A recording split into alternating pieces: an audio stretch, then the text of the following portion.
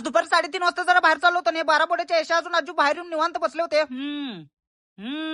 अरे लवडे हात द्यालो दिशी ना का बघून न बघितल्यासारखं करायला बघ. 12 बोड्यात नाही लवड्याला चल म्हणताना काय आला नाही बघा. हाफ पॅन्ट घातला म्हणून लाजालता. कायला असता आईला अवघड आहे म्हणलं. आणि समोर गेल्यावर आई घालते बाबा. आज काय कोलायचा दिवस आहे काय? आईला सगळे कोलमत देत होते. आज इकडे बाहेर जायचं कारण म्हणताना आज आपला नेता हवा घेतला होता. त्याच्यामुळेच आम्ही हुडकी गावात आलतो. आणि इथं आल्यावर नेताचं पत्ताच नव्हतं की आला बाबा एकदाच. पहिला तर नेताला भेटलो आणि कुठं जायचं म्हणलो. इकडे जायचं म्हणला. चला तुम्ही गाडी घ्या पुढे आम्ही मागं मागं येतो म्हणलो. आईला मागं मागं म्हणत तिच्या आईला जरा लांबच आल्यासारखं वाटलं. आणि तेवढ्यातच आपला सागरभाऊ आला. आणि सागरभाऊ अजून विशाल नेता दोघं पार्टनरशिप मध्ये गाडी घेतलेत बघा. आणि तेवढ्यातच आपलं विशाल नेता कपडे गिपडे चेंज करून हिच्या आईला नेतासारखं पांढरा शर्ट गिट घालून आला. अरे रोडला रे हायवेला. कुठं हायवे दिसून तर आता आतमध्ये कोण दिसलं नाही. तिथं कोण दिसलं म्हणलं तुला. इकडे हात इकडच्या बाजूला हात घाला सोडून तिकडे घातला. नाही तिथं हात घालायचं माहित आहे तुला. तिच्या आईची गाडीच्या वैभवच्या लेट टाइम लावून आला. रांडाचं कुठं तर माल गिल पीत बसला होता. आणि लपट लवड्याचं पावसाचं कारण देत होता. बघतो तर काय शर्ट गिर्ट सगळं कोरडच होतं.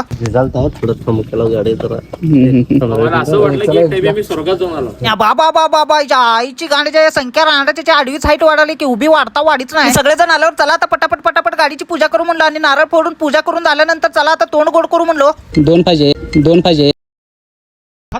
मी पहिल्या त्याच्याकडनं 2 घेऊन ये. रांडाचा संख्या अजून या बिचाराकडनं 1 घेतला बघ. काका तुझ्या आईची गाण म्हणलं. आणि फोटो गिटो काढून झाल्यानंतर नेताला भाऊला भेटून घराकडे निघालो. जाताना गाडी बुडबुड कराल त्याच्यामुळे पहिला पंपावर घेऊन गाडीत पेट्रोल टाकला आणि घराकडे निघाला होता. व्लॉग आवडला असेल तर लाईक फॉलो तेवढं नक्की करा.